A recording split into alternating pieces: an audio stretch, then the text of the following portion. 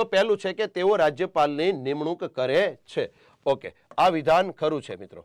આ ખરું એટલા માટે છે કારણ કે રાષ્ટ્રપતિ દ્વારા રાજ્યના રાજ્યપાલની નિમણૂક થાય છે અને રાષ્ટ્રપતિ રાજ્યપાલની નિમણૂક કરશે. આ પ્રકારની જોગવાઈ આપણે કેનેડાના બંધારણ ઉપરથી લીધેલી છે.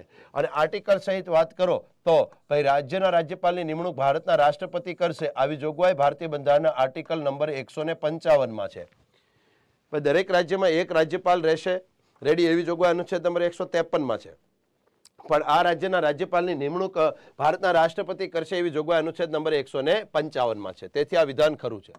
ચલો બીજું વિધાન, તેઓ સેનાની ત્રણેય પાંખના વડા છે. મિત્રો આ વિધાન ખરું છે. આ વિધાન ખરું એટલા માટે છે કે એના માટે જ્યારે તમને ખ્યાલ આવશે કે જ્યારે તમે ભારતીય બંધારણનો અનુચ્છેદ નંબર 53 ભણશો અને 53 ની અંદર બે આર્ટિકલ છે, 53(1) અને 53(2. જો તમે 53(1) ભણશો તો તમને ખ્યાલ આવશે કે રાષ્ટ્રપતિ આપણા દેશના વહીવટી વડા છે. અને જો તમે આર્ટિકલ 53(2) ભણશો તો તમને ખ્યાલ આવશે કે રાષ્ટ્રપતિ આપણા દેશના સૈન્યના વડા છે. ભારતીય બંધારણનો આર્ટિકલ 53 ભારતના રાષ્ટ્રપતિને બે પ્રકારની સત્તા પ્રદાન કરે છે. 53(1) થી રાષ્ટ્રપતિની વહીવટી સત્તા છે, 53(2) થી રાષ્ટ્રપતિની સૈન્ય સંબંધિત સત્તા છે.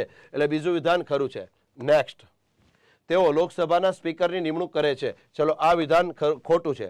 આ વિધાન ખોટું એટલા માટે છે કારણ કે લોકસભાના અધ્યક્ષ એટલે કે સ્પીકરની ખરેખર નિમણૂક થતી નથી. લોકસભાના અધ્યક્ષ કે ઉપાધ્યક્ષની લોકસભા દ્વારા ચૂંટણી થાય છે.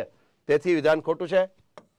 નેક્સ્ટ, તેઓ સુપ્રીમ કોર્ટના એટલે કે સર્વોચ્ચ અદાલતના મુખ્ય ન્યાયાધીશની નિમણૂક કરે છે. મિત્રો આ વિધાન ખરું છે કારણ કે એના માટે તમારે આર્ટિકલ વાંચવો પડે 124 નંબર. એમાં પર્ટિક્યુલર વાત કરો તો 124(2). તો ભારતીય બંધારણનો આર્ટિકલ નંબર 124 અથવા 124(2) થી ભારતના રાષ્ટ્રપતિ સુપ્રીમ કોર્ટના મુખ્ય જજ તથા સુપ્રીમ કોર્ટના અન્ય જજની નિમણૂક કરે છે. તેથી આ વિધાન પણ ખરું છે. ચલો 1, 2 અને 4. ઓકે, તેથી આપણો જવાબ છે અહીંયા વિકલ્પ ડી. વિધાન 1, 2 અને 4 ખરા